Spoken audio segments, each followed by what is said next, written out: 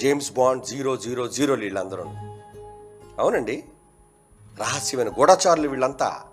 అన్నీ వింటారు. ఏమిటి అలాగా ఇలాగా ఆయన గురించి ఆవిడ గురించి నిజమేనా?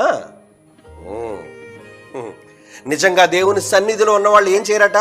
తన చెలికాని గూర్చి పొరుగువాని మీద నింద మోపడు. అదేనరా సంఘం అంటే. సంఘం అంటే యథార్థ వర్తనతో, తప్పు చేసిన ప్రేమతో క్షమించేవాడు, మార్చడానికి చూసేవాడు పొరుగువాడు. చెడ్డవాడని వేలెత్తి చూపించేవాడు కాడు. వీడి చెడ్డవాడని మరొక దగ్గర సహోదరుడి దగ్గరికి వెళ్ళి చెడ్డగా మాట్లాడేవాడు కాడు. నింద మోపడట. అట్టివాడు యెహోవా గుడారంలో అతిథిగా ఉండదగినవాడు కాడు. ఎవరైతే మోపడో వాడు యెహోవా గుడారంలో యథార్థంగా ఉండేవాడు. అవునండి, అవును. మీలో కూడా తెలుసు, చాలా మంది లైవ్ చూస్తున్న వాళ్ళు మీరు కూడా వినే ఉంటారు చాలా మాటలు కదా. ఒప్పుకోండి, పర్లేదు, దేవుని దగ్గర ఒప్పుకోండి. యథార్థ వర్తనలు అవుతారు మీరు. యథార్థ వర్తనలు వర్ధిల్లుతారు. అబద్ధికులు నాశనానికి పోతారు.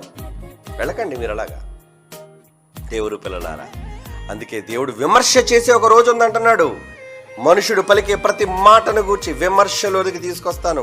ఏం మాట్లాడను ఆ రోజు?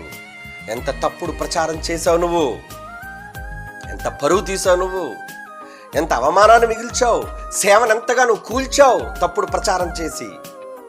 అదే ట్రోలింగ్. సోషల్ మీడియాలో చేసే ట్రోలింగ్ ఎంతో పక్కన ఉన్నవాడు చెవి కొరికితే కూడా చేసేది ట్రోలింగే. లేరా ట్రోలర్స్ ఇప్పుడు చెప్పండి? బైబిల్ సమర్థించదు ఇలాంటి వాళ్ళని.